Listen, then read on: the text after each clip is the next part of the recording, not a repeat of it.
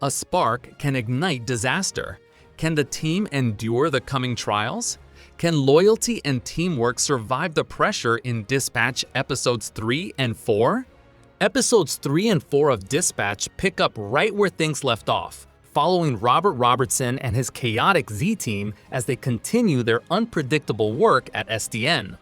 The group's dysfunction hasn't improved much, and these episodes lean hard into the tension between teammates, personal rivalries, and the consequences of your decisions. The big theme here is leadership. How you manage this team of misfits can determine who stays, who goes, and how much chaos unfolds along the way. From the very first moments of Episode 3, you'll notice that the tone is a little more serious. The workplace drama intensifies when one of the team members is put on the chopping block for underperforming, and suddenly every mission feels heavier. There's a leaderboard ranking everyone's progress, and one name in particular sits at the bottom, creating both sympathy and frustration depending on how you've been handling things so far. Where Dispatch continues to shine is in how it connects the narrative with gameplay. Every decision you make, even during missions, affects your performance and relationships. When you're assigning heroes to calls, you'll sometimes see their teamwork, or lack thereof, play out in unexpected ways. Maybe one hero delays another out of spite, forcing you to intervene mid-mission with quick decisions. Sometimes these choices lead to injuries, failed tasks, or long-term consequences that carry over to the next episode. It's a clever mix of strategy and storytelling, and it keeps you on your toes. Compared to the first two episodes, Episode 3 raises the stakes in how it handles choice and consequence. You'll have to make some tough leadership calls, including how to handle insubordination and, at one point, deciding who gets removed from the team entirely. The results of that decision carry directly into Episode 4, where you're forced to adapt to a new team dynamic.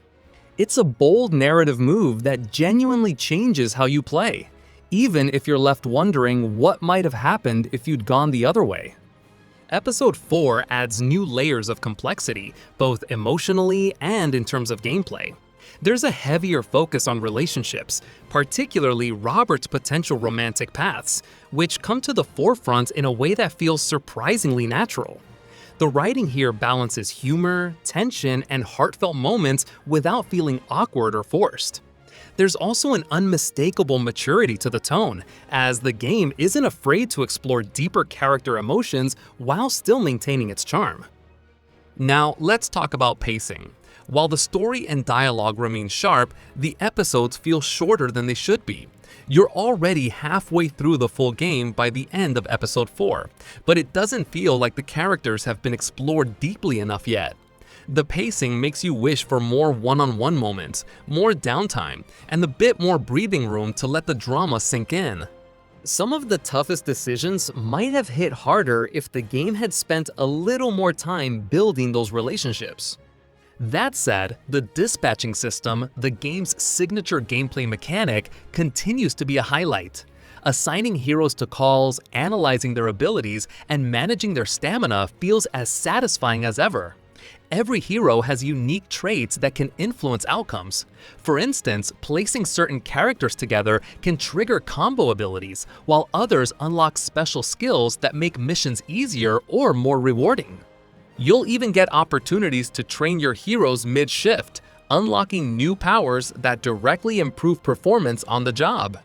Each decision in this mode feels impactful. Success can come down to a single stab point, so it's incredibly rewarding when a well-thought-out team composition pays off. In fact, the dispatching mechanic is so strong that many players would probably enjoy it even as a standalone management game. However, not everything clicks. The hacking minigame, for example, becomes more of a chore than a challenge as the episodes go on. It involves simple movement and pattern matching puzzles that feel repetitive and interrupt the game's pacing. While it adds a layer of variety, it doesn't quite capture the same excitement as the main dispatch gameplay. Another small issue is technical rather than design related. At the end of Episode 4, the stats summary that shows your choices compared to other players doesn't always display correctly.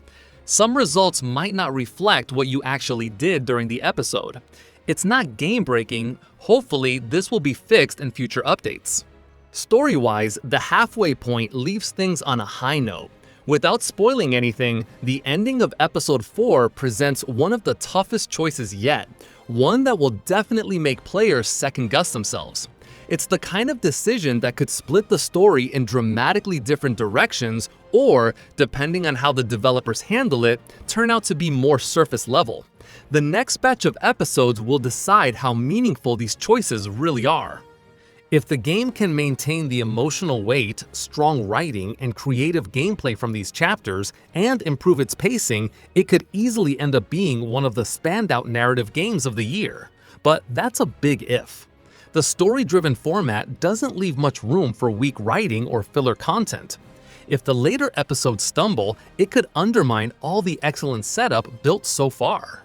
Still, as of now, Dispatch remains a highly engaging experience. The performances, animations, and dialogue are consistently strong, and the mix of management gameplay with branching narrative choices gives it a personality of its own. Episodes 3 and 4 deliver drama, tension, and heart, keeping players emotionally invested even when the pacing feels rushed. Episodes 3 and 4 of Dispatch deepen the story, raise the emotional stakes, and push your choices further than ever. While some pacing and minigame issues hold it back, the storytelling and gameplay remain strong enough to keep you hooked. If you've enjoyed the earlier chapters, these are absolutely worth playing, and they'll leave you curious to see how everything unfolds in the next half of the game.